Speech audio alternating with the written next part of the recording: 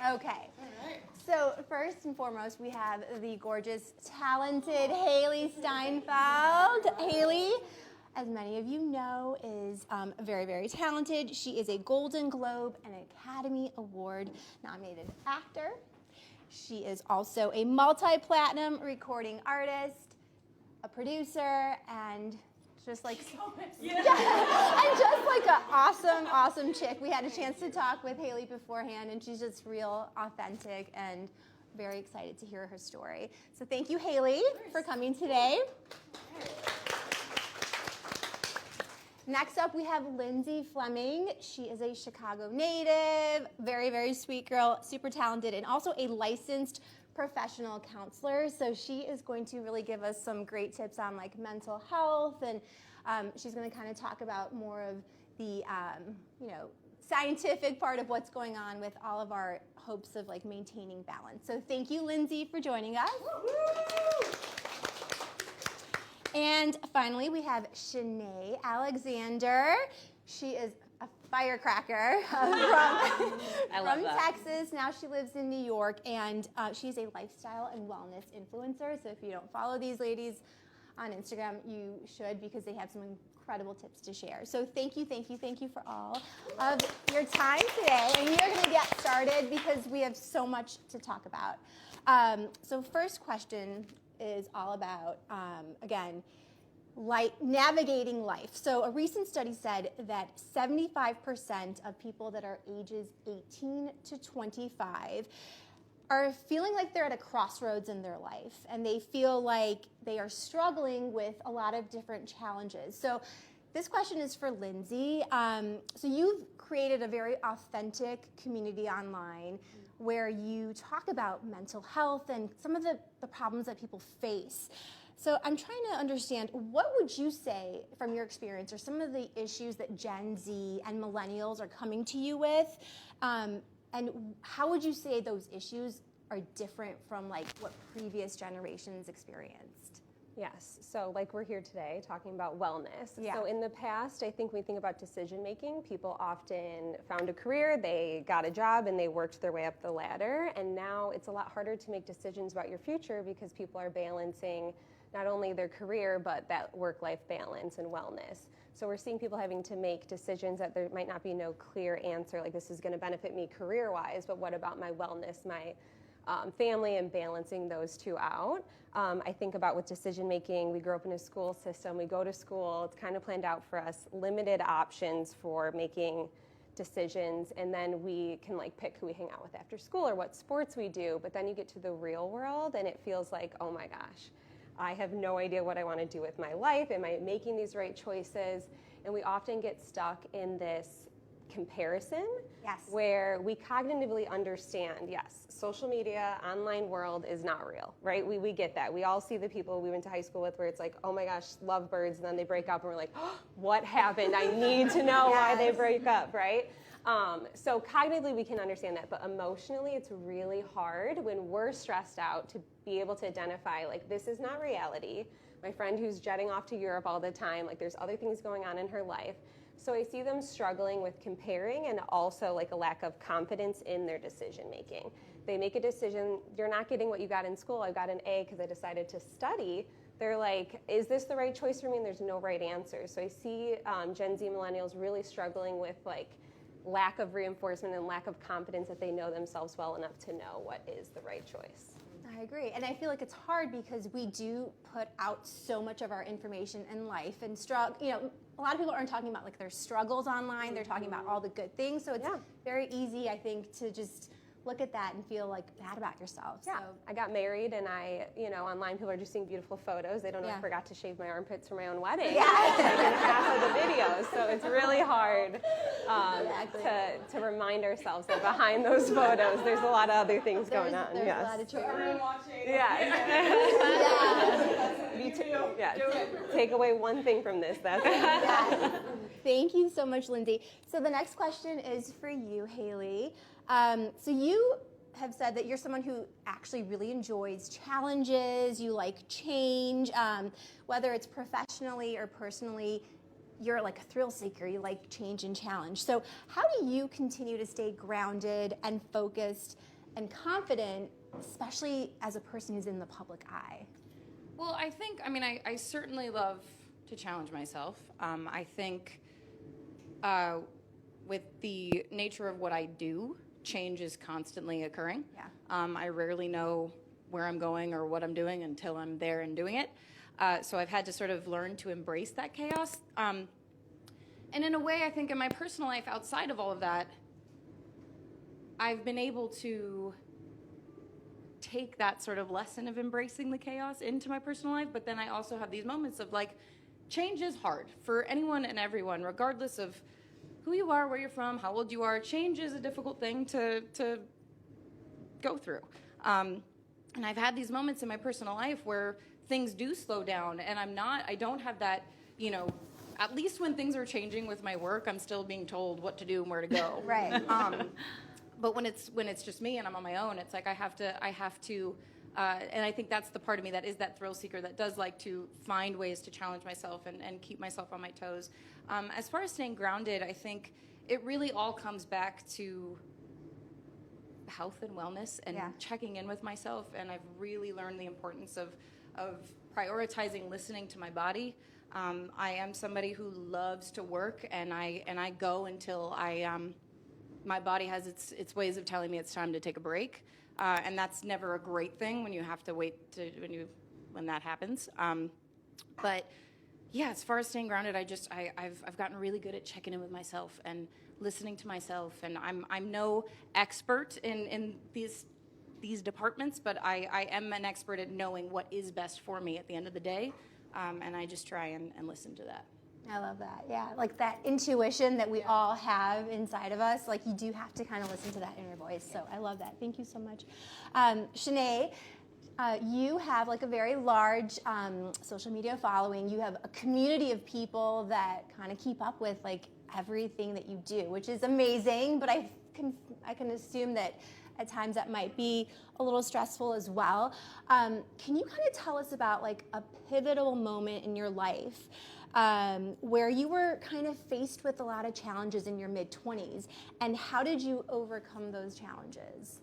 I'm not going to tell you how long ago my mid-20s was. I'm gonna lean hard into the skincare and the water that I've had into this point. But basically, when I was 27, 28, I went through like an absolute crisis, literally crying in the streets of New York, which we've all seen or done. But I was working as a marketing director for like 8 years. I had a long-term boyfriend. All of it ended at the same exact time. I'm sure y'all can all relate. But basically my boss was like, you're not supposed to work for someone. You're supposed to go start a business. I was like, but can I still work for you? He's like, absolutely not. Your last day is in 2 days. And so he's like, I'm going to pay you for two months to go start a company. And so I wandered around Park Slope for 3 hours crying in the street. And then I was like, I'm going to start my business.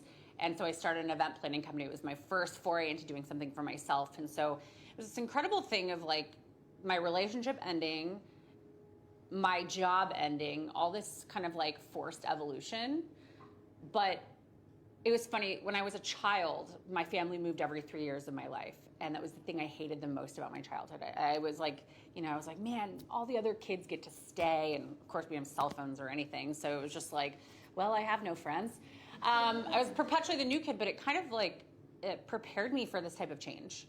So it's like all of these lessons in life, whether that's through childhood and change and things unexpectedly happening, or whether that be in your mid-20s, it's like, man, that galvanizes you. It galvanizes you for that next step. And so for me, all of these kind of like pivotal moments, when I look back, I'm like, yeah, at the time that was like such a, I can't say that word, but bad moment. And they're directly the things that brought me to the moment I have. And I'm sure we can all like go back in our head and be like, what was the one relationship I am so glad did not turn out? Like, oh my gosh, thank God I did not end up with my high school sweetheart. But but it's like these moments in your life where it feels like failure and flailing, and it ends up being like the kind of the perfect redirection to the path you're supposed to be in, and kind of accepting that has been hugely helpful for me. Right. And what role would you say like your self-confidence played when you were in like the depths of change and turmoil and feeling sad? Like, how did you get it together? I think when you're perpetually the new kid, I mean, we've all been the new kid. I'm sure some of you came here tonight and you're like, I'm the new kid. I don't know anyone. I have to like introduce myself.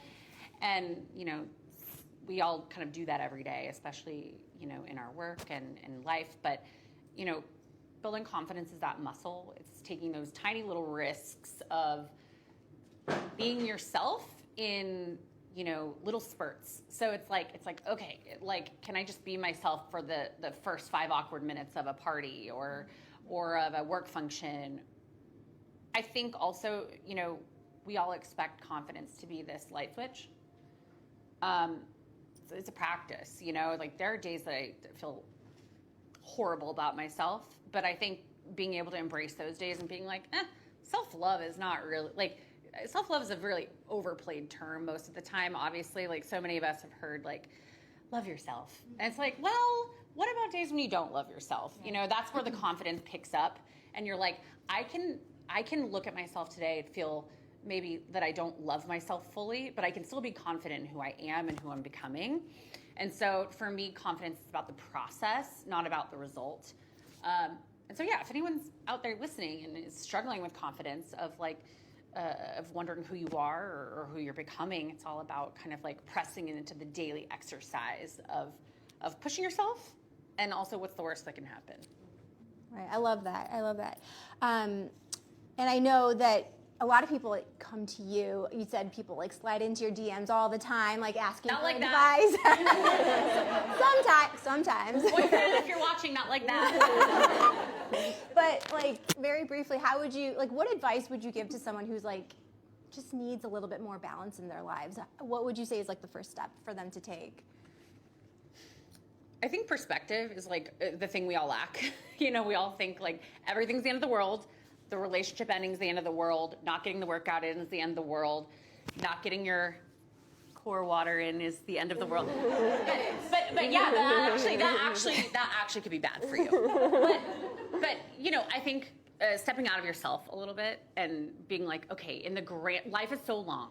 Like in the grand scheme of this, like what does this small, what feels like, you know, failure or thing you didn't do, like how is that actually like gonna harm the rest of my life, you know? And I think just having a little more perspective and a more like, I always picture myself on like a little drone. I don't know how drones work, but if I was a little drone, like looking at the aerial view of the bigger picture. I like that. Do you guys know how drones work? We're not gonna talk about drones, but kind of getting that aerial view of your life versus getting in the nitty gritty, because we get so stuck in the like daily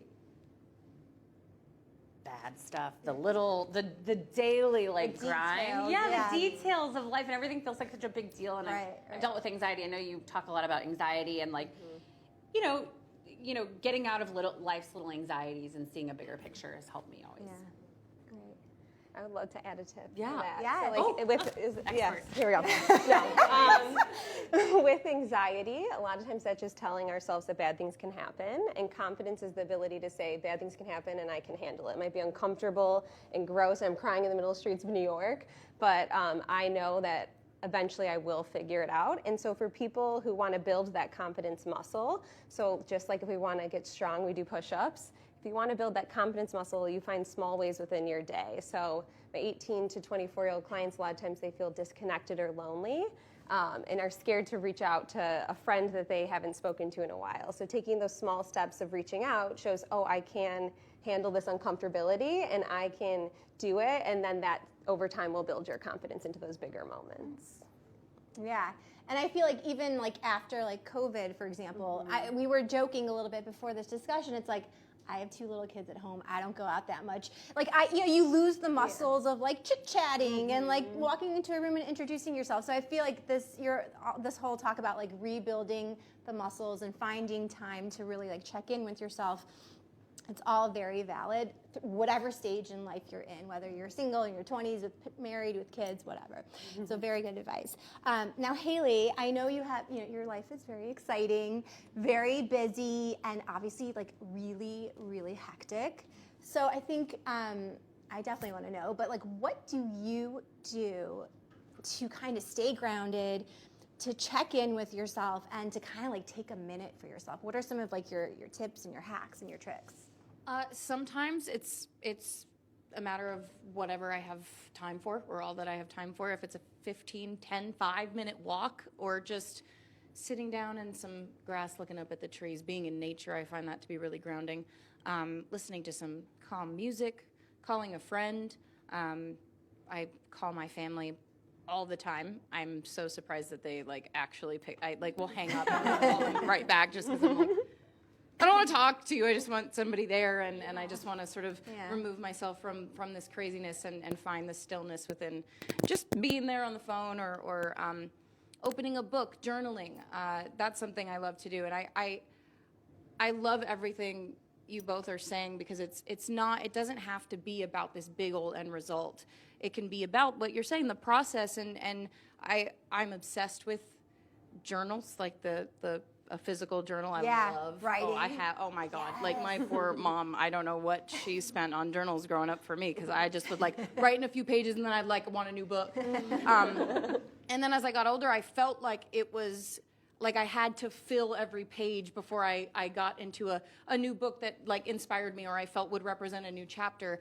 And it's not about that. It's not, sometimes I felt, I would wake up and journal, and then I thought, I'm not really getting anywhere with this. I mean, it feels good, which I should have stopped there and known that that's why I was doing it. But I felt like, a story had to be told, or it had to, like, as if anyone was ever going to see it. It was for me. It was to, and that's something I've gone back to, which I really love. And it's all you need is 2 or 3 minutes to just like get something off and out of your head and onto a piece of paper. And even if you rip it up and throw it out after, it's no longer yours. It's out there, and I love doing that. I have 2 super, super cute dogs that are just like stress relievers. We need names.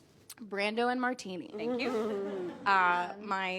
They're just the best. Are they big? Little No, dogs? they're tiny. Cute. They're like 3.5 pounds each. They're so small. Yeah. But I love being with my friends, being with my family. I have a really amazing small group of people around me that keep me in check and remind me of the things I need to be reminded of if I ever feel like I'm, lost or confused. And that's just who I am and what I love and what I stand for. And sometimes it's nice to just keep those people close and have them remind you in times that you forget. I love that. That's beautiful. And to the point of like journaling, I think it's also so fun to like kind of go back and kind of read through like your experiences to be like what you learned from it or what you didn't learn from it. It's a very good like way to release.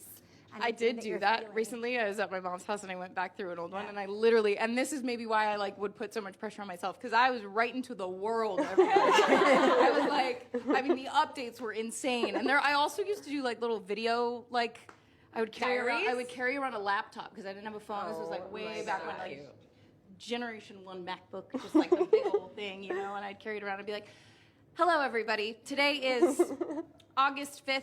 2000 whatever, and it's 4:11, and I will be like literally. I'm like, who do you think is watching this? And now people want to. Yeah. We're not going to say that manifestation doesn't work. You predicted the future. She's like, hi everyone, and then we're just like, hi everyone, literally, hi everyone. Hey guys. I know. Well, now I'm like, it's a good thing there wasn't just an upload button. Very, very, very cool. Now, Lindsay, we're going to get a little bit technical here. So the American Psychological Association said that actually only half of those people in their mid-20s believe that they know how to manage their stress in like a positive, good way. So being that you're like the science person here, what would you say are some tools that people can like implement in their lives to kind of manage their stress in a more effective way and to kind of deal with like the challenges that they may face? Yes. Yes. I know, I'm like, I need a pencil. The problem is there's no quick fix, right? Like Right. this is the thing. People come to me, whether it's in my comments on TikTok or in my office, and they're like, Lindsay, I am at a 10 out of 10 stress level. Like, what can I do right now? And there are great tools for in those moments. Like, I was talking to you about my anxiety before coming out here, or being able to practice deep breathing, drinking water. Like, all those things are really helpful for in the moment. So the biggest one I'll say is like deep breathing. When you breathe in and then you want your out breath to be longer than your in breath, and what that does is it triggers in our brain the calm down portion. So it starts to calm down your body, which helps us calm down our brain. But the reality is it's all about prevention work, which is like what you were talking about. When it comes to really building wellness into your life, we have to have the awareness to know what we need, and everybody needs different things. So after this live or after tonight, if you are looking to try to find a way to manage your stress better, I'd say open your phone, make a phone notes, and just say wellness at the top. And for a week or two, just document how you feel. When do you feel good? When do you feel like overwhelmed? When do you feel neutral? And over time, and don't judge yourself. We love to judge ourselves. It's just noticing. And then over time, you can notice where are times that I can make a difference. So for me, if it was my phone notes, you would see Lindsay loves to snooze her alarm and wakes up really late and then is stressing. And obviously that's going to impact my day. So it's a lot easier to calm down from a 3 out of a 10 than a 10 out of 10. So by being able to say, maybe I should get up 10 minutes earlier and go for a mindfulness walk or drink water or call my family, like being able to implement those small things help us feel better throughout our day. And I will say what I get a lot of times is my clients will do all this work on this, right? Like they come in and they're like feeling more connected, going out with their friends, like they're going for mindfulness walks, they're drinking more water, they come into me, and then I'm like, you're great, go out there, no more therapy needed. And then a few months go by, a year, and it's like, hey, Lindsay, do you have a session open? I'm like, come on in, what's going on? And it's like, I feel a 10 out of 10 all the time. And when we get down to what's going on, they dropped all of those preventative things. And I think it's because we get so used to like wanting that automatic fix that why do I need to keep waking up? I can sleep in today. And over time we get back to those habits. And it's okay, just if we start to feel at a 10 out of 10 a lot, it's a reminder like let's go back to those preventative tools and start to implement more of those.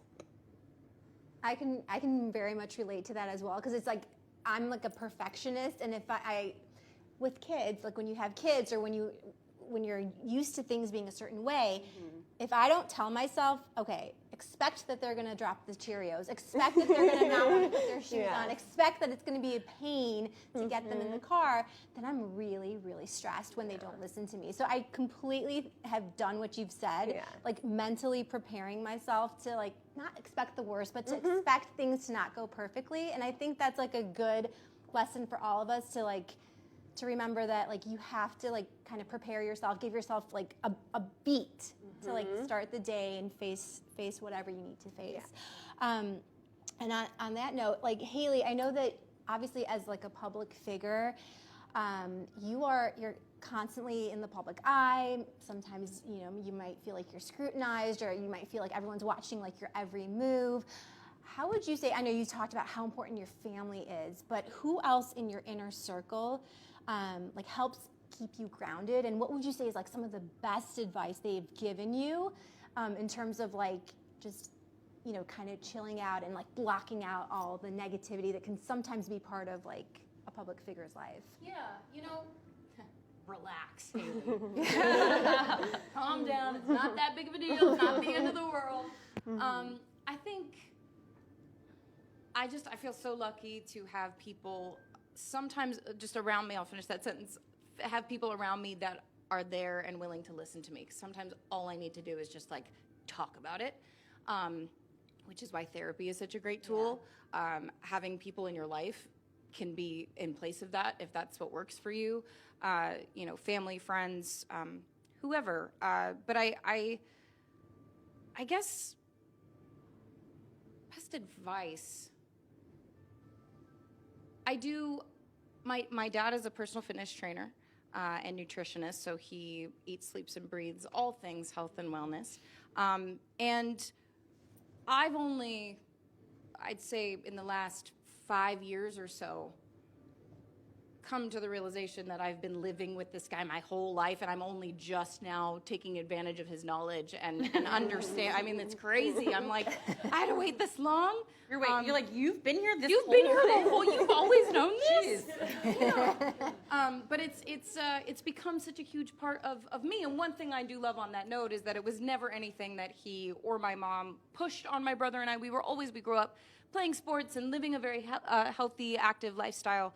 It was never anything that was at all pushed on us. I think if for whatever reason it might have, I may not feel the way that I do now, where I'm desperate to learn more. I always feel like there's something to learn and advice to pick up on. And maybe I tend to find too, and maybe this isn't why it's coming to my mind in this moment, some of the best advice I've been given has just been in casual conversation and in, learning about someone else's experience and how they handled it, and implementing, maybe what I learned from them into my own situations. I guess I kind of had like 14 thoughts that just popped into my mind, and then I lost where I was going there. But I totally attribute a lot of my sanity and my groundedness to the people around me. And I also think like I love what I do so much, and while it can be hectic and crazy, and it comes with some, things that some jobs might not, I love what I do, and I'm reminded of that constantly, just as much as I might be reminded of the things that I question why that has to be a part of what I do. But I love it so much, and I also get to partner with a brand like Core, which we have feelings that are so aligned, and this serves as such an incredible reminder to me that like this is what I get to do right now with you guys and be here right now. This isn't work. This is community. This is exciting to me. This is a journey that we're all on together. And I feel, we were talking about these stats, and we're like 18 to 24. I was like, damn, I just made the cutoff, and I'm still feeling all these things.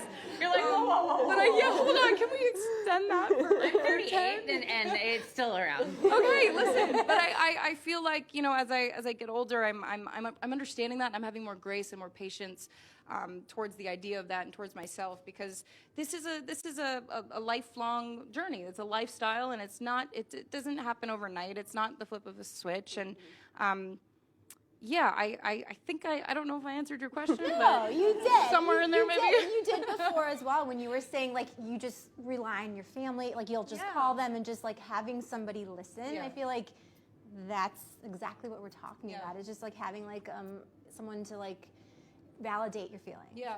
I also think in addition to that, and what you were saying, I thought it was so interesting. I have felt a lot of this, but it's always sort of easier and helps put it into perspective when you hear someone else say it. When you're saying that 18 to 26-year-olds have a hard time. You might have to help me out here with the confidence in making their own decisions. Mm-hmm. Was that Yes, yep, you got it, you nailed it. Mm-hmm. And I feel like I talk so much about the people around me. I think for a long time, and you guys mentioned comparison, like I used to think that like I would see what I felt was a perfect example of something and try and, instead of letting myself be inspired by that, I would copy it or try to. Yeah. And the one thing too I've learned about wellness is that it looks different for everyone. Yeah. And it's so fun and amazing that we have so much access to all of these, whoever's morning routine and whatever, like all that stuff is so fun to watch. I save every single video I see. But I then have to remind myself that like, if I try this for a week, or maybe I should try it for longer than a week before I give up on it, or a little bit, and it doesn't work for me, that's okay. Like there's also understanding that it's an evolution, and it's a lifelong thing. And no matter what age you are, we need different things at different ages, right? Like, yeah, so it's like what I needed at 18 for my morning routine is different than what I need. Sometimes you need a hash brown, Yeah, so it's that's like true. Sometimes that is like wellness. It's just I have one thing that's really helped me, because I know like if you're anything like me, which maybe you're perfect, I'm not, but that thing that you've been dreading, it's like the email that you've been dreading responding to, or like it's like a 10-minute walk. It's like something so incredibly benign that you're like, why am I avoiding this? So I did not see myself like doing a Mark Twain quote, but here we go. So it's called like the frog theory. I don't know if anyone's ever heard this, but basically Mark Twain, I'm hoping this is Mark Twain. If it's not, I made it up. But yeah, it's Mrs. Twain, you know me.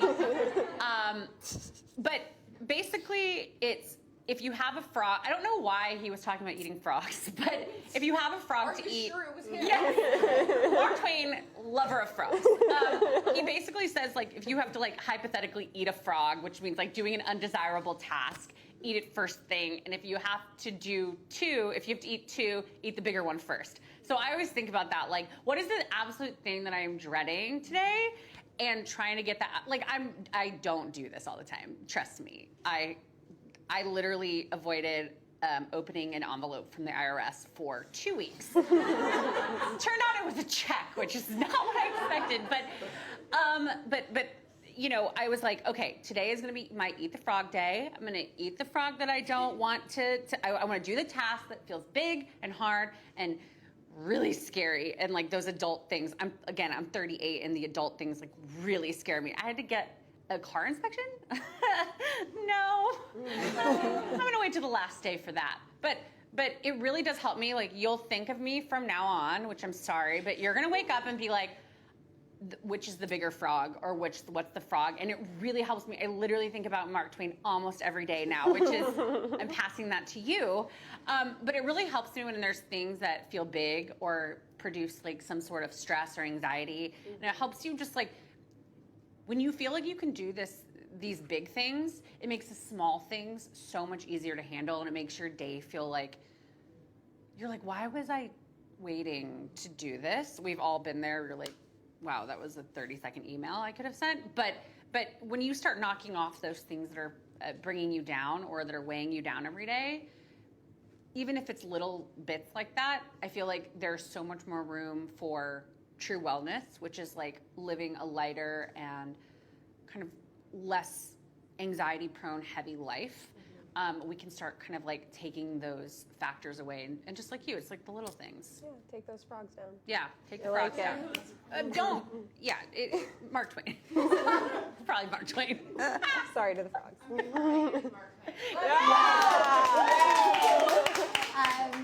All right, ladies, we are now going to turn things around a little bit. We've asked people in the audience they're watching us virtually to kind of submit a couple of questions. We are going to pose these questions to Hailee first, but then of course, Shanae and Lindsay, please chime in as well. So somebody wrote in, and the question is for Hailee. I struggle with keeping myself hydrated. Hailee, how do you remind yourself to drink water throughout the day? And do you have any tips for those who want to hydrate more? Ooh, yes. Okay, so like I said earlier, I almost feel my body tells me when I'm not hydrated, and it's not cute, it's not nice, it's not good for anyone involved.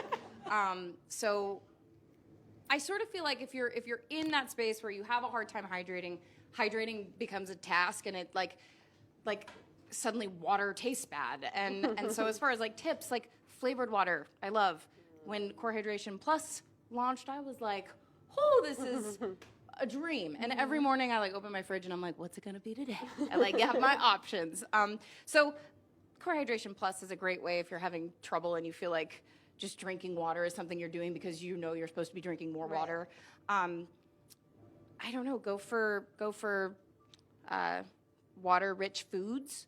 I also just think once you do hydrate and you know, like you feel how good life can be, everything just works. And for me, it's just like my skin, you can tell, my energy, that's a huge thing. Fatigue, oh my God. If it like, I could go through an entire workday having eaten just enough to get by, and if I'm super hydrated, I am like on the top of my game. I feel great, and again, then it's a better place for everybody.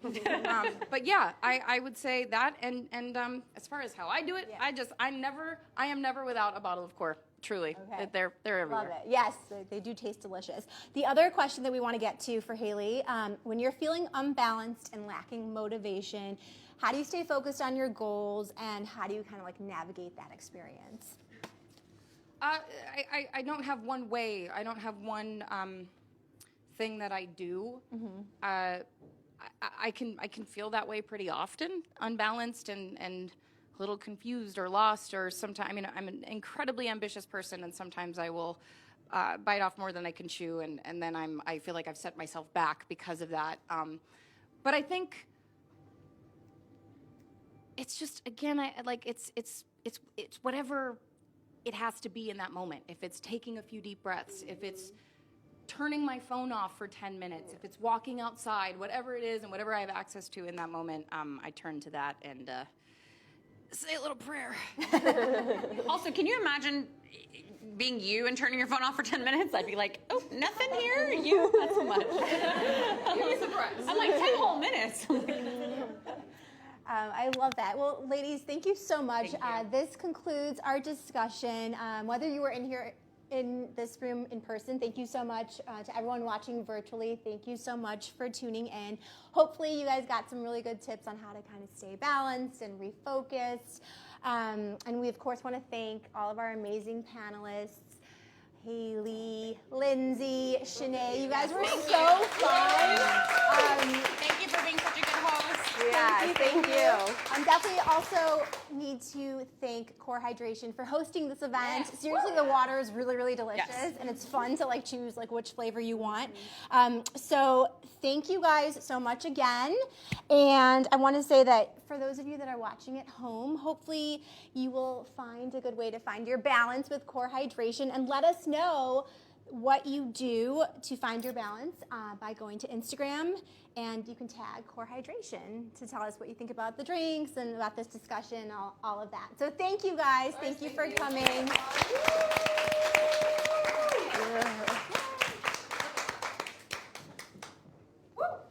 Thank you, guys.